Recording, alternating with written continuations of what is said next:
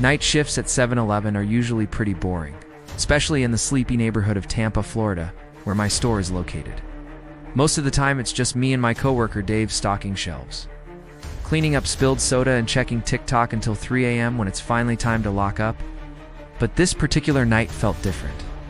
The air was thicker, the lights flickered more than usual, and there was a strange smell like ozone or burnt caramel in the air. I tried to shake it off and get through the last hour of my shift, but it was hard not to feel like I was being watched. As the clock struck 2, I began organizing the fountain drinks. That's when I heard a loud crash in the back of the store near the restrooms. I don't remember if it was a bang or a crash, but whatever it was, it definitely wasn't normal. My blood ran cold and I slowly turned toward the sound, my eyes scanning the darkened space between the rows of chips and candy bars. There was nothing there. I told myself it was probably just an animal, maybe a raccoon or an opossum, one of those little shits that somehow got in through the back door. I started to relax a bit, telling myself there was nothing to be afraid of. Then I saw something. There was a pair of eyes staring at me from the shadows. Adrenaline shot through my veins. I couldn't move, couldn't scream. I was frozen in place, staring into those soulless orbs. They seemed to pierce through me, reading my every thought, amplifying my fear. Time seemed to stop. All I could hear was my own panicked breathing and the relentless ticking of the clock above me.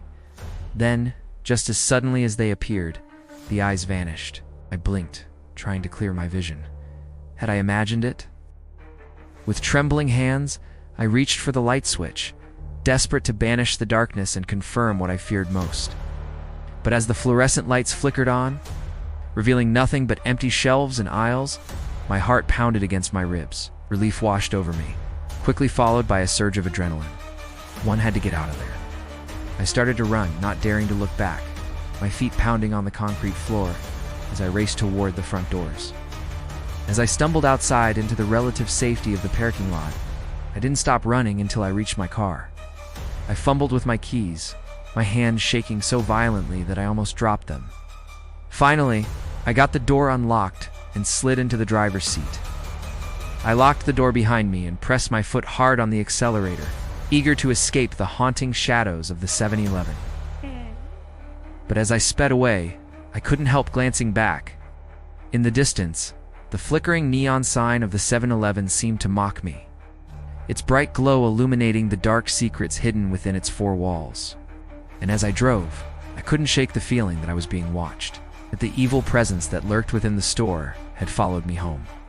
To this day, I can't bring myself to go back to that 7-Eleven whenever I pass by. I can't help but shudder at the thought of what I might find inside. The unsettling feeling of dread and fear returns, making me question my sanity and the very nature of reality. If you enjoyed this scary story, make sure to subscribe to our channel for more terrifying tales. Thanks for watching.